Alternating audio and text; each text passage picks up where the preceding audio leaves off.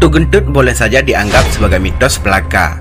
Namun kesaksian korban yang diculik di Aceh membuktikan jika makhluk gaib ini ada di sana. Sahabat Hasan News yang budiman, kali ini kami akan mengupas tentang misteri gentut, sosok hantu yang kerap kali menculik anak kecil usai maghrib di Aceh. Subscribe video ini, like dan share biar dapat berbagi informasi pada semua orang.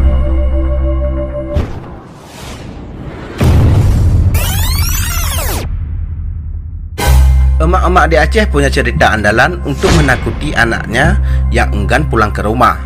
Meski azan maghrib telah berkumandang, para bocah masih saja bermain. Seperti tak kenal waktu, mereka malas pergi mengaji. Di era modern sekarang ini, tidak jarang para ibu masih akan menakut-nakuti anaknya diculik hantu gentut. Back to beat waktu maghrib, entu dicok le gentut. Bila dialihkan ke bahasa Indonesia artinya jangan keluar saat maghrib, nanti diambil gentut. Gentut adalah sosok makhluk gaib yang konon kerap menculik anak-anak saat bermain di tempat terbuka setelah matahari terbenam.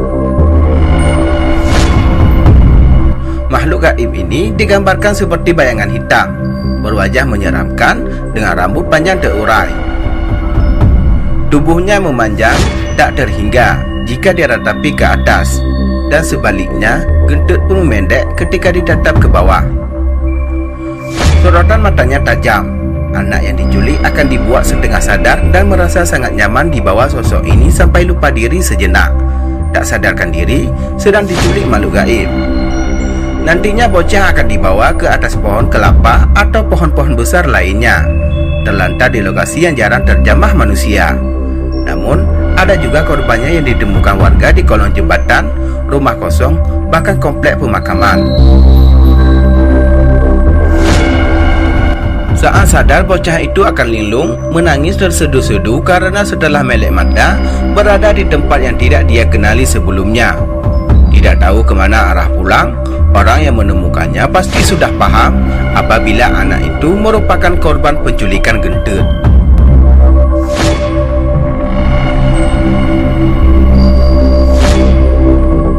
Bisik-bisik warga di Aceh menyebut sosok ini memang ada dan nyata, karena beberapa orang pernah menjadi korban penculikan sosok gaib pemangsa anak-anak ini. Seperti berita dilansir dari dagar.id edisi 19 September 2019 lalu. Ansari, warga Blang Pidi, Kabupaten Aceh Barat Daya sekitar tahun 2004, seusai salat maghrib, dia sangat terkejut dengan riuh bising teriakan puluhan warga yang memanggil-manggil nama Jasman. Dihantui rasa penasaran, Ansari keluar rumah untuk mencari tahu apa yang sebenarnya terjadi dengan bocah berusia 11 tahun itu. Sehingga warga pontang-panting mencarinya di saat hening malam datang.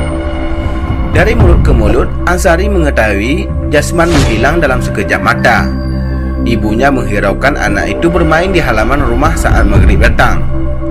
Tersadar di luar tidak lagi terang, dia mencari buah hatinya agar segera masuk ke dalam rumah. Namun ibu tiga anak itu tidak melihat batang hidung Jasman yang terakhir dia lihat tengah bermain di pekarangan rumah saat sore hari.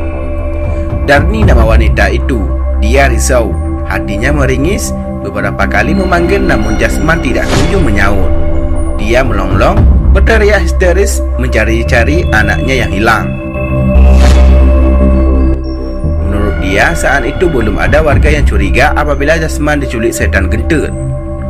Walau warga sudah mengetahui kisah sosok makhluk gaib penculik anak ini dari orang tuanya terdahulu.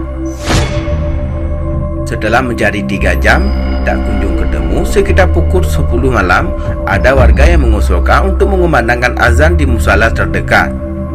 Hal tersebut terbukti mujarab. Tidak lama berselang, Jasman ditemukan tergeletak tidak sadarkan diri di bawah rumah panggung kayu yang tidak berpenghuni. Tempat itu hanya berjarak 11 meter dari kediamannya. Padahal rumah tersebut sudah dicek warga namun tidak ditemukan. Sebelum azan, Jasman tidak ada.